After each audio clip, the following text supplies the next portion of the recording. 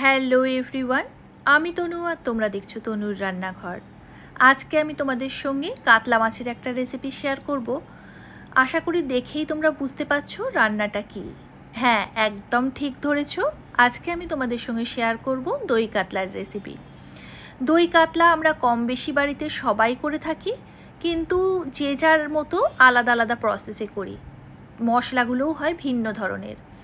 আজকে আমি রান্নাটা যেভাবে করছি তোমরা একবার সেভাবে করে দেখো, আমার মনে হয় তোমাদের বেশ ভালো লাগবে। এর স্বাদটা কিন্তু দারুণ হয়। তো দেখো, আমি এখানে 3 পিস কাতলা মাছ নিয়ে নিয়েছি, আর কাতলা মাছে নুন আর হলুদ ভালোভাবে মাখিয়ে নিচ্ছি। তোমরা চাইলে হলুদটা কিন্তু নাও ইউজ করতে পারো। অনেকেই দই মাছে কিন্তু হলুদ দেয় না, কিন্তু মাছে হলুদ না দিলে আমার ঠিক ভালো লাগে না, যার জন্য কিন্তু আমি হলুদ দিয়েছি। আর রান্নাটা সাদা তেলেই করব, আর মাছগুলো আমি ভেজে তুলে রেখেছি। এবারে ফোড়নে দিচ্ছি 2টো শুকনো লঙ্কা, একটা তেজপাতা, একটা দারচিনির স্টিক, 2টো ছোটো এলাচ আর 3টে লবঙ্গ।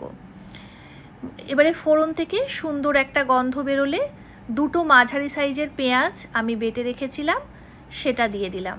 আর পেঁয়াজটা দিয়ে পেঁয়াজটা কিন্তু আমি কিছু সময় নিয়ে ভালোভাবে ভেজে নেব।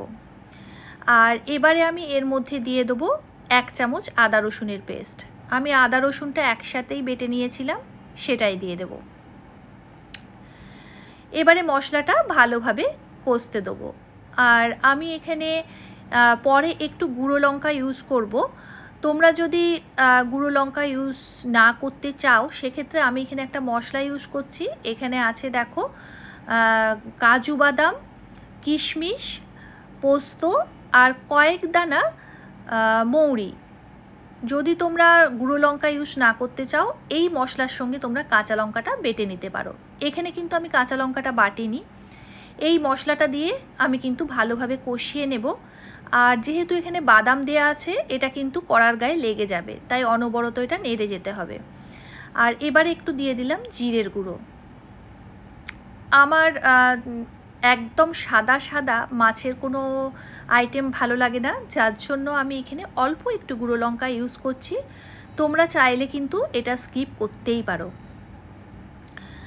দই মাছ অ্যাকচুয়ালি সাদাই হয়, এটা আমার নিজস্ব মতামত যে আমার সাদাটা ভালো লাগে না, যার জন্যই কিন্তু আমি ইউজ করেছি। আর এবারে টক দই ফেটিয়ে রেখেছিলাম সেটা দিয়ে দিলাম। এই সময় কিন্তু গ্যাসের ফ্লেমটা আমি একদম কমিয়ে দিয়েছি, কারণ না হলে দইটা কেটে যেতে পারে। আর দেখো, দইটা দিয়ে কিন্তু অনবরত আমি নেড়ে যাচ্ছি। এবারে এখানে আমি কিছু দিয়ে দেবো কাঁচা লঙ্কা চেড়ে।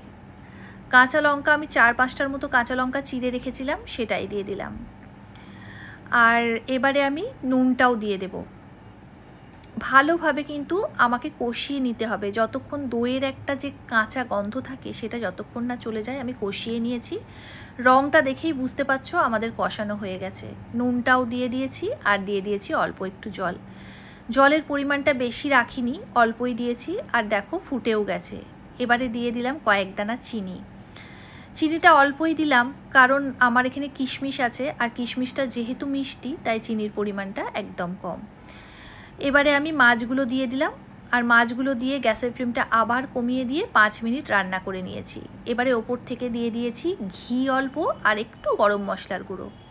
আমার রান্না একদম কমপ্লিট। আর এই যে দই কাতলার ফাইনাল লুক। তোমাদের রান্নাটা কেমন লাগলো অতি অবশ্যই জানিও। আর যদি ভালো লেগে থাকে তাহলে প্লিজ আমার চ্যানেলটাকে সাবস্ক্রাইব করে দিও। তো চলো, আজকের মতো এই পর্যন্তই। দেখা হবে আরেকটা নতুন কোনো ভিডিওর সঙ্গে। ততক্ষণ তোমরা সবাই সুস্থ থেকো, ভালো থেকো। টাটা।